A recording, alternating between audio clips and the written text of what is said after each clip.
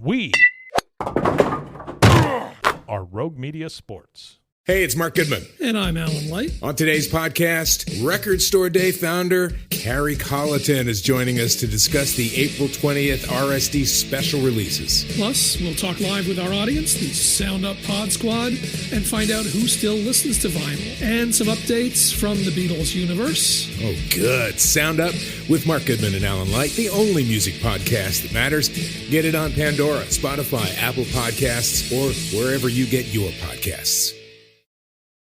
It is Matt Mosley alongside Ed Werder, live from Frito Nation Productions, and this is our special podcast, the reaction to the full Cowboys draft. Day 3 is in the books. We are together here on Sunday afternoon and want to have this to you Sunday evening, and as you make your commute Monday morning, Ed and I have been going up and down the list. We've graded all these picks. We've talked to folks around the league about them. And Ed, some pretty crazy news. We'll get into this more in depth, but as if it's not enough to have the NFL draft right in our own backyard, out in AT&T Stadium in Arlington. NFL Network, by the way, kept saying they were in Dallas, but that's okay.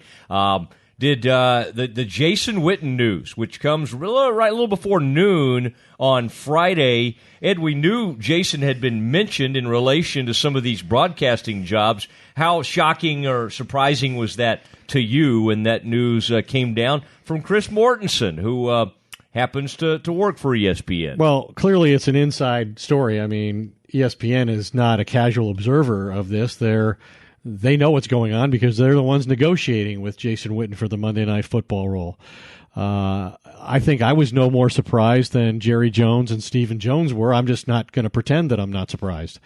I think that caught them totally unaware and ill-prepared, and understandably so, because less than a week ago, Jason Witten was quoted as saying he intended to play until he was 40 years old.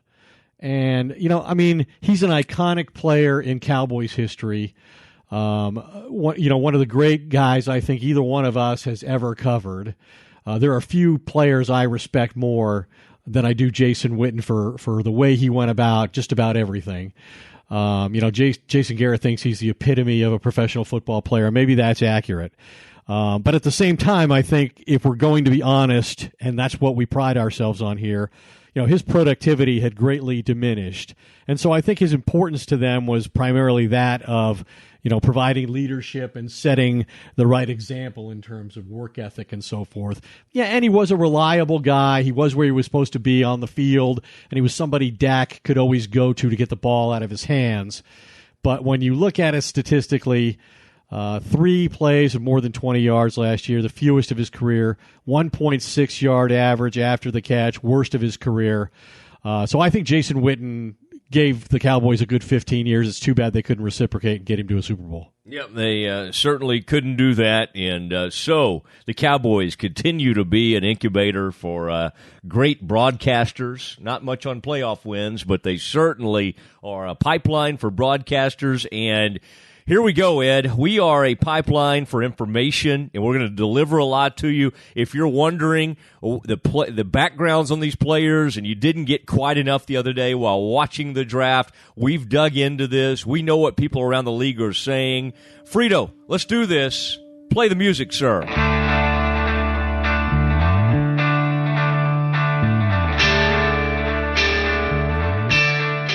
And there it is, and we're happy to be with you live from AT&T Stadium. Appreciate Mark Murray and the fine folks up there that offered up their suite to us, Ed, and they didn't leave much in Frito. the way of beverages and okay.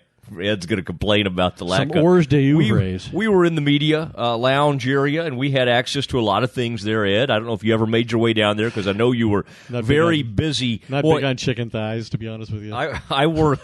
I worked that interview room. Now, you had these guys exclusively on Westwood One. Correct. I sort of had to get them with everybody else, but had some good moments with them. Ed, we shared our interviews with Leighton, Vander, Esch the other day. We'll, as the weeks unfold, and I'm planning on us, Ed, you can come with me if you want. I hope you will. I even hope Frito How many will more come out times there. you give me the rap sign on the rest of this podcast? Right now, I'm going to give it to you. The rookie camp. We're going to go out there. We're going to visit with some of these guys. I want to get into some of this, but Ed, I think it'd be very appropriate. You were just sharing some really good information on Jason Witten. News comes down Friday, and I find this pretty humorous. Not that Jason's going to do this, and great for him. I did talk to some of our buddies from ESPN. I mean, it's interesting to see what they've been through. They went after Peyton, which everybody's done. That who you choose to believe, and you know this guy really well, Ed. I don't know. You and I haven't talked about this. I don't know if you've talked to Brett Favre since all this. It was portrayed that Brett Favre either backed out of this deal or tried out for it and failed miserably. Yes. I don't know which one I believe. Do you have any information on Favre's involvement in this ESPN Monday Night Football analyst tryout? Well, I know that he put a great deal of thought and preparation into the audition that he had, which was, I think it was calling the Tennessee-Kansas City playoff game with Joe Tessitore, the new Monday night. Tessitore. That's what I said. Did I? You just added a few more things. That's okay. Yeah. Italian people do that. Anyway, he put a lot into this, and I think he was horrified to see that publicly some insider was claiming that he had performed miserably, and that was the reason ESPN decided not to hire him. I find that awfully difficult to believe. The ESPN has a new president, Jimmy Pitaro. I would think that one of the great things you could accomplish if you're him in this new career replacing John Skipper would be to land somebody like Brett Favre to headline Monday Night Football. So I'd think there were probably other reasons that factored into the fact that Brett Favre decided to stay behind, closed doors and high walls at his mansion in Mississippi. So, and I doubt he thinks this was a very good experience that he had, and it might make him more reluctant to go after our jobs in the future.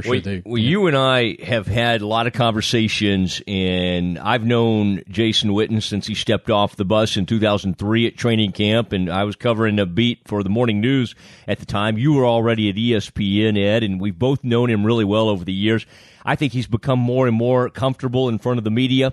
I think I even complimented him recently. I know this meant the world to him on some of his commercials that I thought he'd become much more natural and kind of funny in them. I will say this. I never thought in a million years, I thought Jason would be a good candidate to be a coach at some point. His name even came up in relation to the Tennessee opening when that became just a major chaotic situation. Jason Witten's name was mentioned with that. I never saw him as a broadcaster. I hope it works out great. If they think they're getting Dandy Don, they're not. I mean, he's just not. He's a very upfront. He's a great dude. I mean, he doesn't have all the quips like Tony. I mean, in some sense, Tony has paved the way. It's like Tony got so many rave reviews that it's kind of like, wait, this is Tony's best friend, and this guy's a eventual Hall of Famer. I mean, and you can certainly make the argument that he's had a more accomplished career than Tony, football, on the field. And so, but I just don't. He's not really in Tony's league in my mind as a potential. Yes, and so I think I'm a little worried for Jason. I mean, and partly because of how much I like him. Now, should I be worried for a man who's probably going to end up making what? What do they pay him to do this? $2 or $3 million? That's about what they were paying me, I think, or maybe a little more. He's going to get. I thought it was like $4 million, but okay, he's going to get order money. Isn't that about what Tony's getting? $4 million from CBS. He's doing well. Yeah. I don't think he'll quite get that. I think they can get Witten for obviously less than they could get Peyton. There were rumors that Peyton Manning was pushing it up there around $10 million a year, which is just insane to think about. With all the cord cutting and all the things we've heard about. But somehow, Ed, they always find the money when they need it. Well, they've always had the ability under any circumstances to make what they consider to be unique hires. And obviously you have to have a strong presence, or you want to have a strong presence in the Monday Night Football booth, because that's their showpiece NFL event. And if they're going to remain an NFL partner, I think they want to show that they're committed to doing it well, even though you can certainly fairly argue they don't get very high-quality games on a regular basis. As far as Witten's prospects, I think generally I agree with you. What's unique about the position is, you've got to have the ability to analyze the whole game, both sides of the ball, every position. And usually that requires a guy who's been a quarterback, and not only because they're better known by the audience, but that's kind of their job as a quarterback is they know what everybody on offense is supposed to do, and they've got to have a keen awareness of, what the defensive players are supposed to do. And that's not inherently so in the tight end position, but I think Witten is unique in his football intellect, and I think he's a guy who, from my experience, has always been a straight shooter. And he doesn't mind being quoted about it. I think he, of all the players we've dealt with out there, certainly in this most recent era, the Romo era, I would say he's the most honest player that I've come across out at Valley Ranch on a regular basis. I think he gives an honest assessment of his own performance. I think he's willing to call the performance of others into question when that's merited. So I think he could succeed quite well. I think he's got I think people are going to like him. I think they have a positive impression of him as he goes into the booth. But it's tougher if you're not a quarterback, in my mind. I think you're totally right about the quarterback thing, and I think it's incredibly tough to follow Romo. Whether you think Romo's all the praise was a little overblown. Some people do believe that. I've talked to people at other networks that say, okay, he's getting a little too much credit. What he does bring is a ton of passion, excitement. He calls out plays. Now, some people think, okay, that's overdoing it a little bit. Witten's not going to quite have that much energy. He's not going to predict plays, and so he's not going to be Romo. If they think they're getting Romo, they're not. Now, those guys are great friends, and they're both good people, and we like them both. They're just not getting Romo. Now, let's get into what people I think are dying to hear about. To follow the Witten thing just a little bit, and then we'll get right into. I want to get your Vander Esch thoughts. I did talk to someone who was in the Cowboys war room that swears that when it got to 49 and the Eagles jumped in front of the Cowboys and took South Dakota tight end Dallas Goedert, and you hit on this. Or is it Gadert? I'm going to go with Goddard. You hit on this. Yeah. The Cowboys do not want to portray that they got caught flat-footed by this Witten thing, but it certainly seems like they did. Now, what they said is they were laughing when the Eagles did this because the two players they were thinking about taking at 50 included the player they eventually took, Connor Williams, and a defensive player, that they were not going to take Dallas Goedert. But, hey, most of America kind of thought Cowboys, because of what happened to Witten, were sitting there in the second round thinking, we need a tight end. We need a tight end. Were you the Connor Williams pick, Ed, now that you've kind of talked to folks, and then I'll let you know what I'm hearing, what do you think about that pick at 50 and the value in getting another offensive lineman who some thought had maybe a first-round grade on him? Well, I mean, you look at the tight end situation, and, if Witten follows through and retires as everybody expects, and I talked to somebody today who said the expectation is that'll happen at some point this week, they've got Jeff Swaim, Rico Gathers, and Blake Jarwin. Those three players have combined for 9 regular season NFL catches, all by Swaim. So they clearly have a need for a tight end. I mean, his shoulders have to be pretty tired from carrying this group. He stopped out at a recent radio event I was at last week. Anyway, so absolutely, you would think that Goedert would be in play for the Cowboys. They're in a very bad situation that this news broke and alerted everybody in the league to the fact that they were going to need a tight end. And that's why a team like Philly, which obviously believed it, and they could see it was a credible point of view, that they went in front of Dallas to ensure that they got it. Whether Dallas was going to get him or not, he's now on a division rival, and he was the first tight end taken, and the Cowboys did have positional need, and they demonstrated that because they took a tight end later in the draft on day 3. But I think that when you look back at what happened to the Cowboys in 2017, two of the things beyond the Ezekiel Elliott suspension that undermined them was not having enough quality offensive linemen. They couldn't survive the loss of Tyron Smith at left tackle. And on top of that, they lost their starting left guard in Jonathan Cooper. So this will allow them to presumably replace him if Connor Williams plays up to expectations as a rookie, and they can leave Lael Collins out where they think he's best, which is at right tackle. So I think that pick makes sense. And then Leighton Vander Esch, I think, solves another problem for them, which was, they can't win without Sean Lee. They're 1-8 without Sean Lee in their last 9 games when he's been injured. He's 32 years old. They rely an awful lot on him. So I think both those picks made a lot of sense. And, we'll see. We'll see what kind of player Goddard is. Maybe they should have taken the tight end instead of the offensive lineman. That remains to be determined. But I think their pick makes sense. All right. This team continues to build through elite or premium picks on the offensive line. It's something they started with Tyron Smith. They've been very committed to it. And you're right. I think this is a plug-and-play guy. You put him in there at guard to replace Jonathan Cooper, and then you leave Lyle Collins out there, and you just hope. And I thought that was interesting, Ed, that Jerry admitted. You rarely hear a GM. Now, this is the rare GM who's also the owner, but you rarely hear anybody in this business admit to one regular season game riding herd over an entire decision-making process in a draft. And it just sounded like, from hearing him Friday night, that Atlanta game where they were just absolutely embarrassed, and I believe that 8 sacks, and that player is over with the Patriots now. I believe left Atlanta in free agency. And Adrian Claiborne, yes. A totally average player who beat the Cowboys for 6 sacks before the coaching staff removed the player at left tackle from the game. And I would say those coaches you're talking about cringe each time Jerry keeps bringing that up, because as much as you might want to point at the poor player that'll never emerge again, Chaz Green, I'm not saying you do, I'm saying as people might do, that was a coaching that was a coaching crisis that they didn't address, and it was an embarrassment to the organization. And Jerry makes reference to it in defending the Connor Williams pick, and acts as though that failure by the coaching staff, which was obvious to all, played a significant role in the offseason decisions they made on the coaching staff, and yet the head coach and the offensive coordinator were not held accountable for it. Right? They ran off Frank Pollard.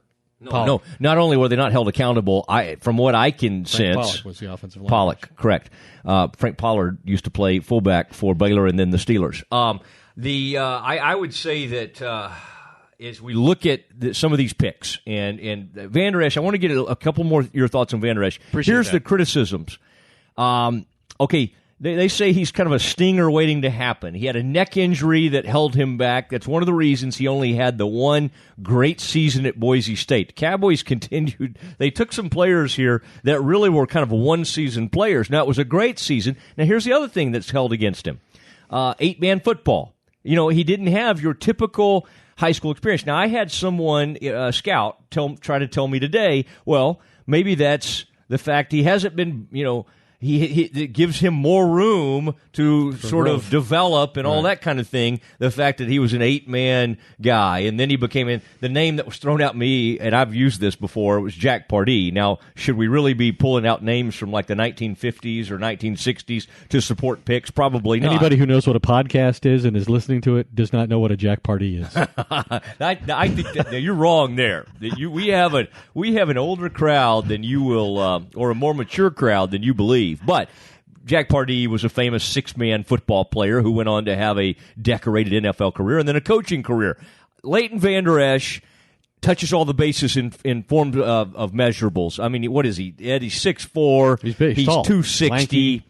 He is kind of that angular, lanky type player, the thumper, the kind of player Bill Belichick has really liked, and they think he can be a player for a long time. And what I think is they think he can be a starter for a good amount of time, and they think there's potential to become a special type player. And they need, honestly, with Sean Lee at age 32 and having all those injuries in his past, they need his eventual successor. And they need it to be Leighton Vander Esch. And the player who's most going to be affected by the draft choice of Leighton Vander Esch at 19 overall in the first round is Jalen Smith.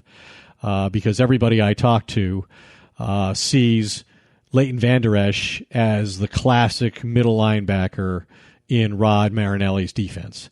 And the name that gets evoked is that of Brian Urlacher. 3 different people that I talked to said this guy is an Urlacher type of player. Now, Brian Urlacher just went into the Pro Football Hall of Fame, and he played on some of the best defenses that the Bears have had since the great '86 Bears defense. He's a first ballot Hall of Famer, so he's got a long way to go and a lot to accomplish before he justifies such comparisons. But he has that sort of skill set. In fact, that guy, by the way, Ed, before you get to that, it's not like he played at a great, like one of the greatest universities programs out there. Covington, he's a Lobo. He's from a small school and small town as well.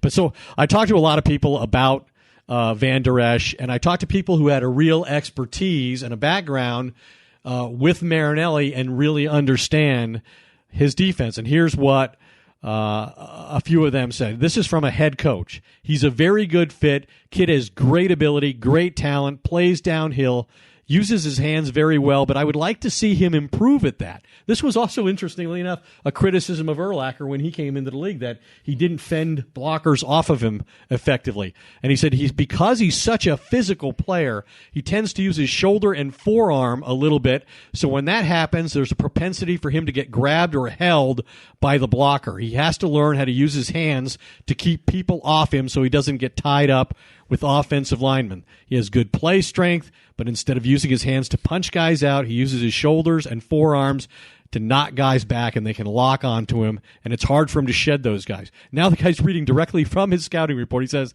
I wrote he has a tendency every now and then to locate the ball before he defeats the blocker. He has to learn to defeat the blocker first. If you don't defeat the blocker first, he'll always be on you as you're trying to make the tackle. Great zone awareness and coverage, like his vision. Makes plays on the ball because he plays with good vision. Little stiff through the hips for me. You hate to hear that.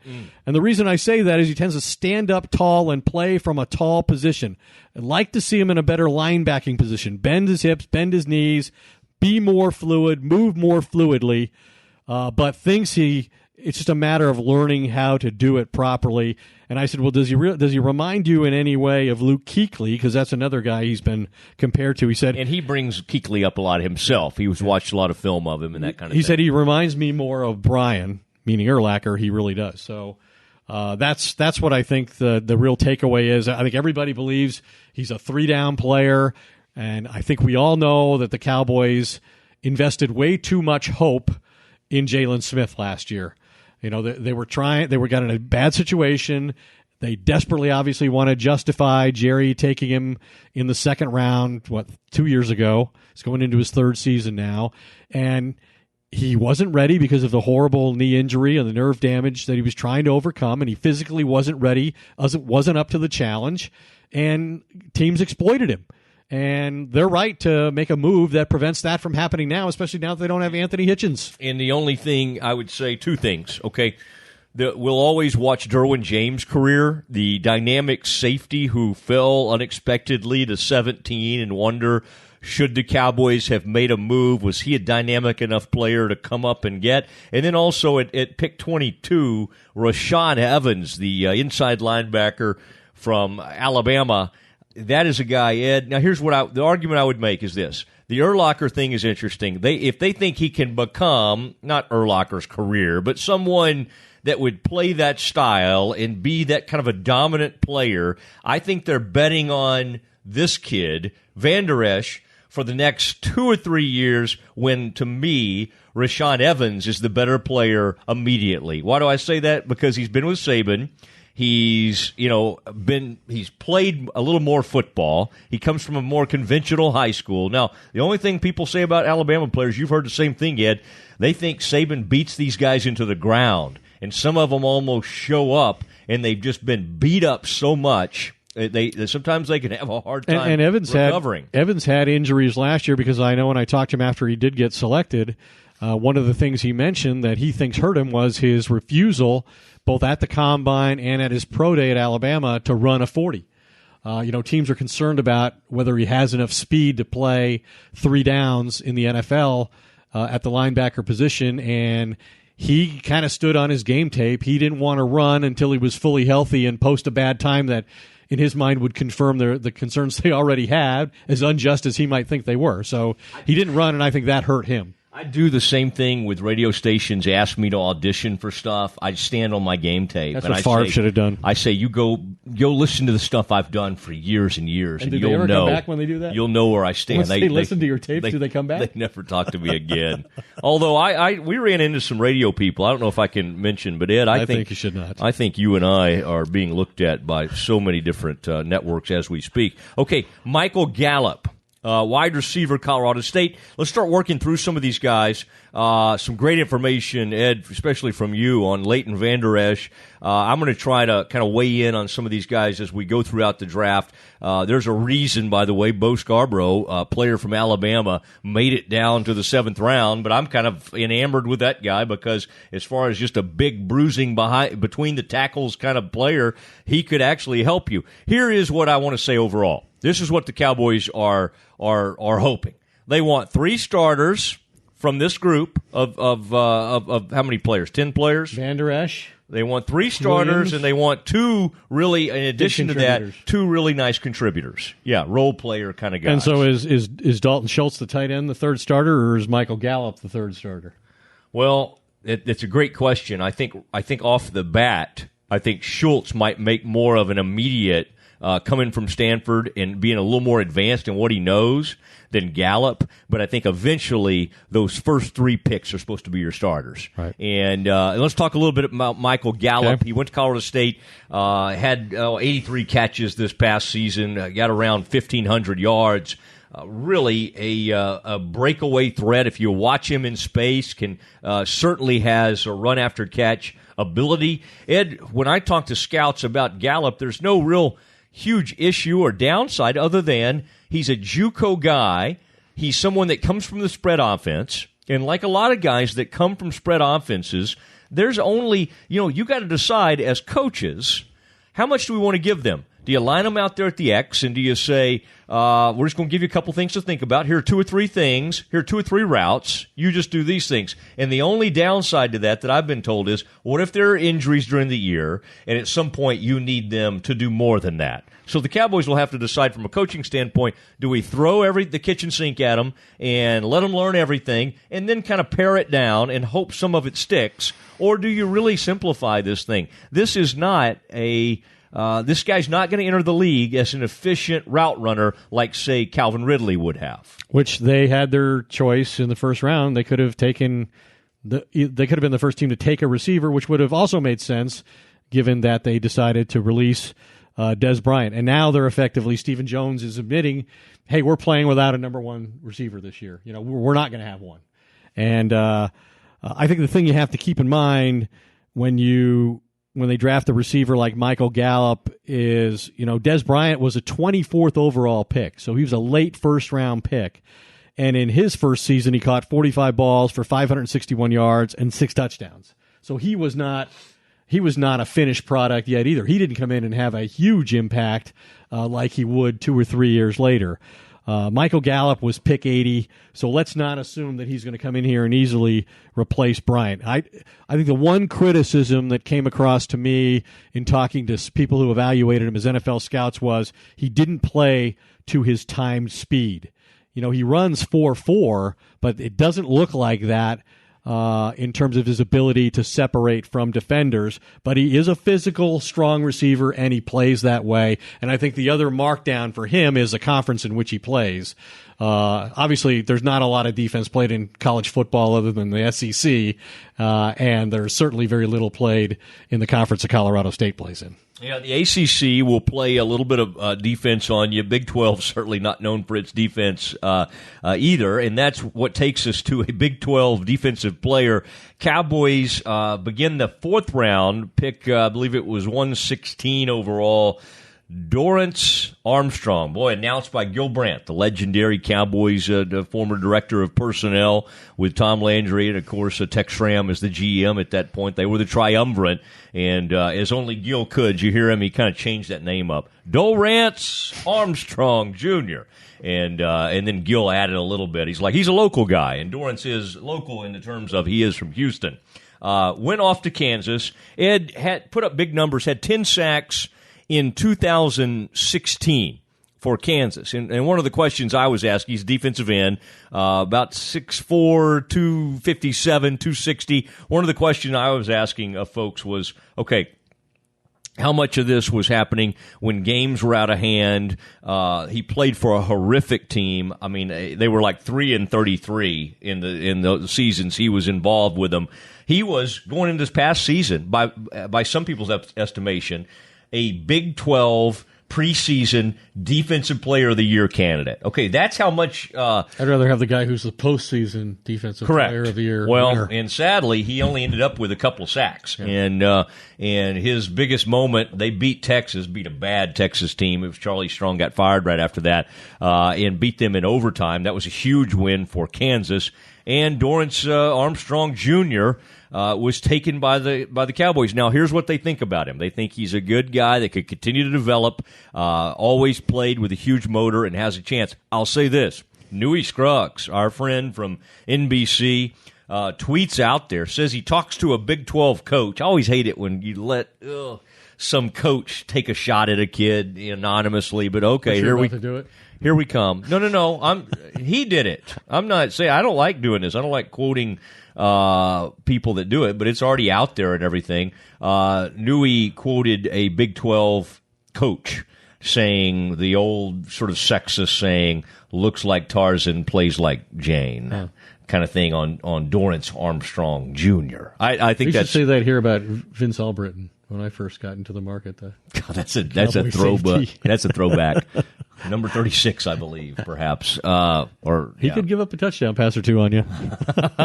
Anything from you on Dorance Armstrong Jr.? Anything to add on him, or you think I touched all the bases on him? I mean, it's not uncommon to be able to find guys who can contribute as a rotational player in your defensive line in the fourth round. The Cowboys have done it many times, and I think they're banking a lot on getting the guy who was at his best and got registered 10 sacks, seeing that guy. I think that's totally what they're doing, is saying, hopefully we got the guy that 2016 was very dynamic, and I don't know what exactly happened in 2017, although he played on a horrific team, and it's kind of hard to keep your confidence up. Okay, we talked a little bit about Dalton Schultz, tight end from Stanford. Here's what I've been told about him, Ed, that jack of all trades, master of none. Now, it sounds like kind of a backhanded compliment. I honestly think the person who said that meant it as somewhat of a compliment. Guy that can do a lot of things for you will be able to excel at any of them. Maybe at some point we'll be able to. He has pretty good hands. We'll be able to make an impact in the passing game, but just wasn't asked to do that. David Shaw told Chris Mortensen, that he believed this was one of the best guys, best all-around tight end, that had come through in recent years, and that includes Zach Ertz has been through there. He's certainly a really effective pass catcher for the Philadelphia Eagles. They've had some nice players come through there, so we'll see. I mean, they need Schultz to be good, and they need Rico Gathers, and he had all these concussion problems. This is the former basketball player from Baylor. They need one of these guys to emerge, whether it's Swaim, Gathers, Jarwin. I mean, this is not a group with a lot of pedigree. Well, the word I got from people at the Star on the coaching staff is that they see Schultz as a good, young, high-character guy, good football intellect, excellent blocker, not a great college receiving tight end in terms of production, but he has good skills. They like him. They think he can be somewhat versatile. I think it's interesting to note that he had no drops from the 28 throws sent in his direction last year at Stanford. So it's encouraging that, it's hard to find a Jason Witten. I mean, there aren't a lot of tight ends who are inline blockers who also have a significant ability to catch football in the offense like Witten does. That's what really made him unique, and that's why he had a better career than a guy like Dallas Clark. Witten could do something that was very unusually excelled in every phase of the game. He was a jack of all trades and master of all. To compare him to Mr. Schultz as he walks in the door. Yeah, and Schultz said all the right things, said he'll hopefully learn and not trying to fill the shoes of Witten, but will emerge. Okay, fifth round, interesting. Mike White, quarterback out of Western Kentucky. Cowboys not known under Jerry Jones for drafting a lot of quarterbacks. Tony Romo famously was undrafted and the only quarterbacks taken during his era. You had Stephen McGee, who was taken in the 4th round, and then obviously Dak Prescott was taken in the 4th round, and now Mike White. And before that, boy, they had gone years. Before Stephen McGee was selected, you had to go all the way back to Quincy Carter, who was taken sadly in the 2nd round in 2001, and obviously that would dissuade you from taking quarterbacks, I got to say. That's right. Mike White started at South Florida, was beaten out there by Quentin Flowers, who ended up going later in the draft. He transferred and then put up huge numbers at Western Kentucky. And one thing I'll say that's really nice about him, he's one of the few quarterbacks that went back-to-back over 4,000 yards. Hilltoppers put up a lot.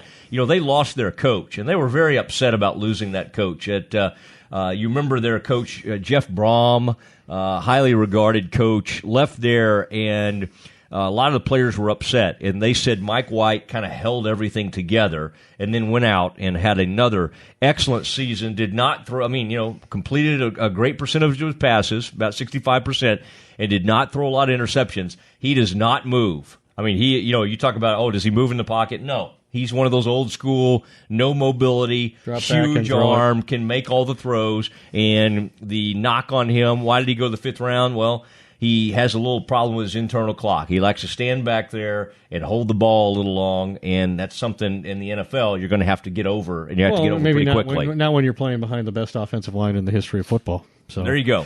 I think the thing that's most encouraging about him, and it'll be interesting to see if he plays well enough in the preseason to merit a roster spot and force them to keep 3 quarterbacks, which is something they've rarely done. But he's a guy who protects the football, even though he tends to hold it too long. Look at his record over 2 years at Western Kentucky: 63 touchdowns, just 15 picks. Romo throw that in half on you. So, so that's pretty good. Just kidding, Tony. We still love you. That is. Tony, come on here. I know Ed made you mad last year, but it's time to come on. Okay, and Tony does listen to the podcast, and we appreciate that. Chris Covington from Indiana. We're getting the 6th round. You get some kind of what you call developmental players at that point. It's always funny. Most players, did you expect to go earlier than this? And a lot of players, yeah. Did you think you'd fall this far? No, I'm going to come in with a chip on my shoulder. And I like this kid. This kid was honest. This kid was quoted saying, I really thought there was a pretty good chance I wouldn't get drafted.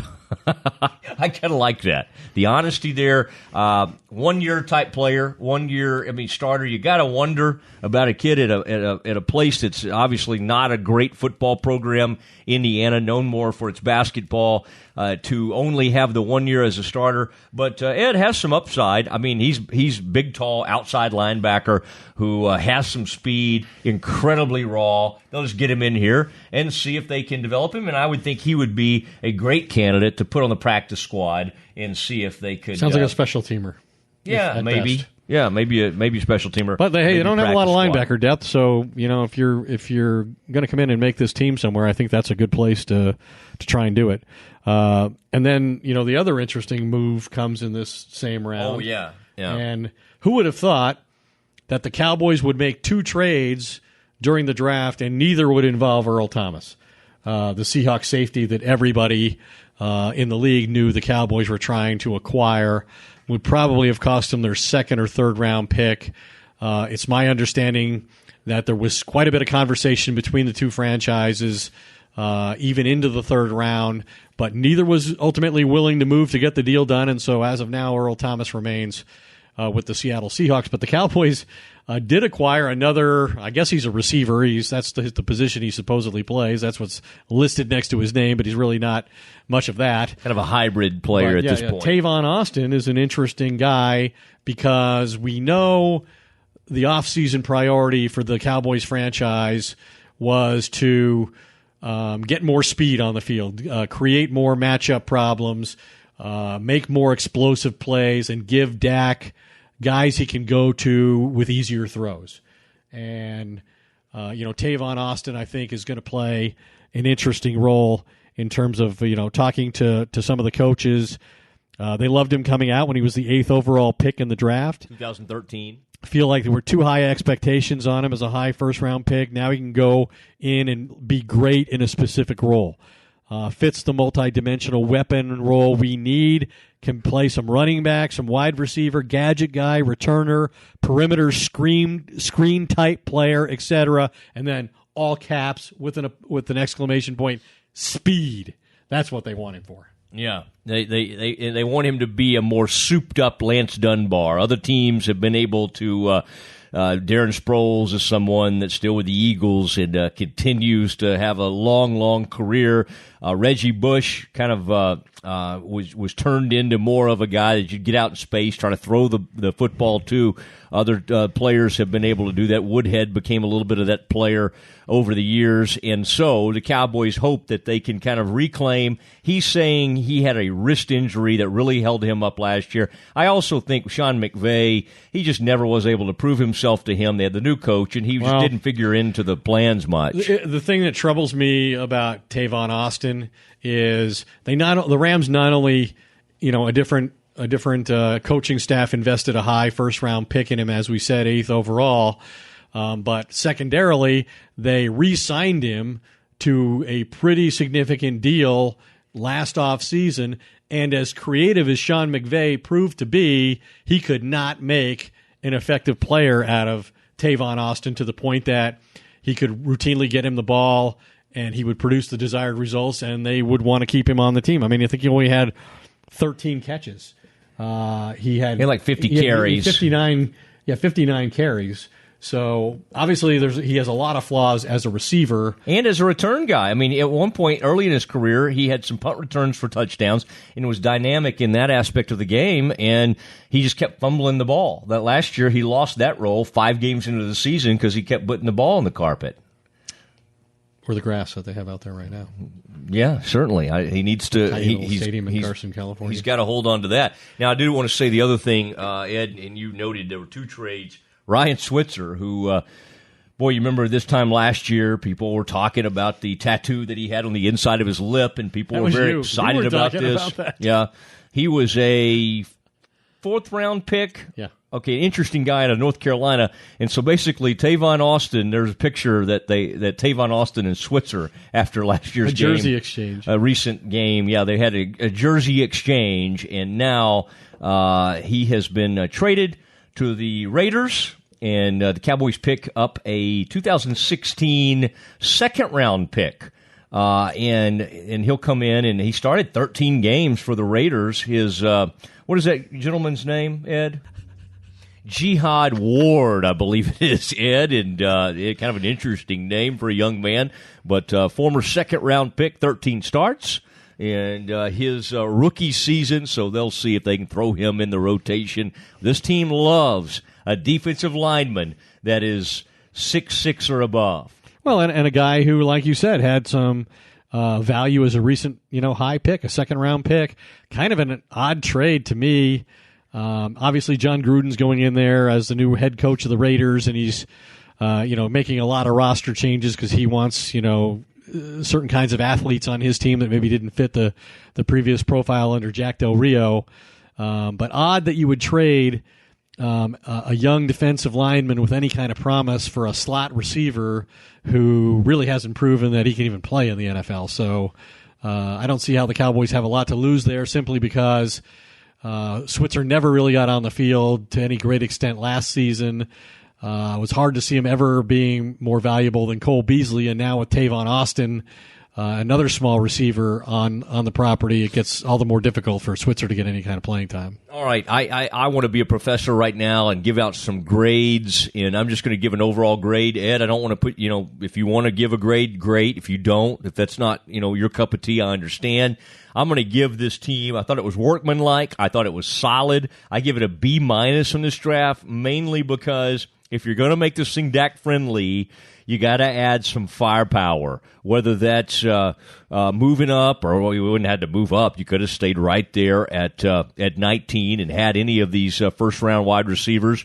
You had DJ Moore, obviously the wide receiver from Maryland, and has great run-after-catch ability. And then Calvin Ridley, a very efficient and smooth route runner. Those receivers went in the first round, and then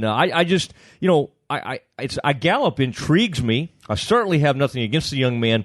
I just don't think he helps immediately. He might be sort of in the rotation, but boy, you talk about a committee. There's not really a pressure player at tight end in terms of putting pressure on a defense. There is not a true breakaway threat or anything that's just going to scare you on this in this wide receiving core. Tavon Austin has the speed to do something, but he doesn't have the production to back that up recently. So I would give it a B- because other than bringing in another lineman to maybe enhance the running game and then also block up things for Dak, I mean, that's Dak friendly. There's no speedsters, and I just think some other teams went out there and said, let's give our quarterback some weapons. And then some teams said, hey, let's not only go draft a quarterback like the Steelers. You see what they did? Let's go get Mason Rudolph from Oklahoma State. And then, oh, by the way, this speedster wide receiver that he has great chemistry with, James Washington, let's also bring him in. Some of those drafts grab my attention for the weapons they brought in. Well, I think it's interesting that we saw, Jared Goff with the Rams and Carson Wentz with the Eagles. Their teams last offseason went out and did everything they could to acquire weapons to make their quarterback a better player. Whether it was, signing veteran free agents like, Torrey Smith and Alshon Jeffrey, and then making a late trade for Jay Ajayi, as the Eagles did on their way to the Super Bowl. Or the Rams going out and getting Sammy Watkins. They did everything they could to make their quarterback better. I think some people would argue the Cowboys did the opposite with Dak Prescott going into year 3, in that they've deprived him of the guys he relied on the most. I mean, I think Des Bryant and Jason Witten probably caught 48% of the passes that he threw last year. I guess I would argue that when you look at it that way, you're seeing Des Bryant and Jason Witten at their best, and it's been a long time since we've seen either one of those guys produce at a Pro Bowl type level. And so I think fortifying the offensive line makes a lot of sense, because that's what this team's identity is on offense. Their identity is going to be run the football with Zeke Elliott. And the only thing I don't like about the Tavon Austin experiment is I'd rather see them throw the football more to Zeke than throw it to Tavon Austin. I don't want Tavon Austin taking touches away from Zeke Elliott that he could be making in the passing game. So hopefully they can figure out a way to those guys could complement each other. Well, hopefully, yeah. Yeah, but maybe put them both in there. And I think for a while, people are going to compare the careers of the two receivers that the Cowboys could have had, DJ Moore and Calvin Ridley, against Leighton Vander Esch. And I would just remind people that this comparison was made when the Cowboys decided to draft DeMarcus Ware ahead of Sean Merriman. And Merriman, for maybe 2 or 3 years, was far better player, far more productive. But the guy who had the far better career and ultimately won a Super Bowl ring, although not here, was DeMarcus Ware. So I don't think you can make these judgments too quickly. I think what the Cowboys have done makes a lot of sense. I give them credit for going out and being resourceful in terms of making trades in addition to making picks. They went out and acquired a couple veteran players. So I'm going to give Jerry and Steven and Will McClay a solid B. Okay, a B. Ed goes with a B. I go with a B-. Ed, I kind of thought this draft, what happened is in the 6th round, the Cowboys got a little bored, a little punchy, and just kind of started taking projects, and then literally said, later in the 6th, they said, is there any player from Boise State left on the board? And so then they took Cedrick Wilson, the wide receiver, and then they woke back up and said, you know what, we're getting toward the end. We got feel a little bit more in our some juices flowing. That's good, because that means instead of giving Jerry the 2nd round pick, they gave him the 6th round pick.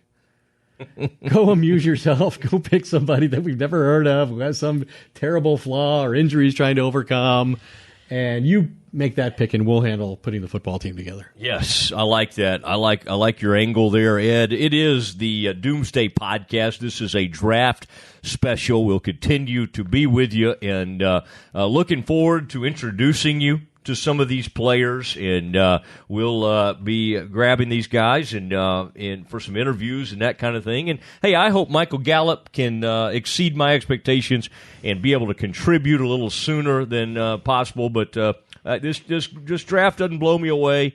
But as I said, workmanlike and I think fairly solid. Ed, is there anything else you want to add? There's no man who takes more notes. I want to compliment you on your Westwood One work. I talked to the czar of that community, Howard somebody, Deneroff, and he said that you performed admirably. And I didn't hear that from Ted Emmerich, but I know Ted would have. I know Ted would have agreed. I know he's a follower. He's a good man. No, he is a good individual. And I just want to thank everybody before you sign us off, Ed. I want to thank everybody who listens to us, supports us, and we want to give a lot of people opportunities to continue to support us. Ed, is there anything you want to sign off with? Well, the last thing I would say is, this is a potentially big week for the Cowboys because a guy who's going to be in the Ring of Honor and in all likelihood the Hall of Fame very early on, Jason Witten, is likely to announce his retirement and make that decision final this weekend. When he does, I believe the Doomsday podcast, through my unrelenting efforts, is going to produce an incredible guest to reflect on Jason Witten's career. Man, I cannot wait. I already have the greatest Jason Witten anecdote that any man in the media currently possesses. I could have done it on this show, but I think I'm going to save it for that one. Okay, that's fine. Yeah, and I'm excited, and you can always reach out to us on our Facebook. Ed is at Ed Werder, RFA. I am at Matt Mosley. Remember, Frito Nation Productions does just an incredible job tweaking all these things and editing all the inaccuracies that I provide. There was one big edit today. It's a wonderful. That's right. What is that young man's name? Jihad. Man, I can't wait to see young Jihad get out there and do his work. Ed, been a great few days. Appreciate all your hard work. Good stuff. And we will talk to you soon. Good night, everybody. Live from far north Dallas.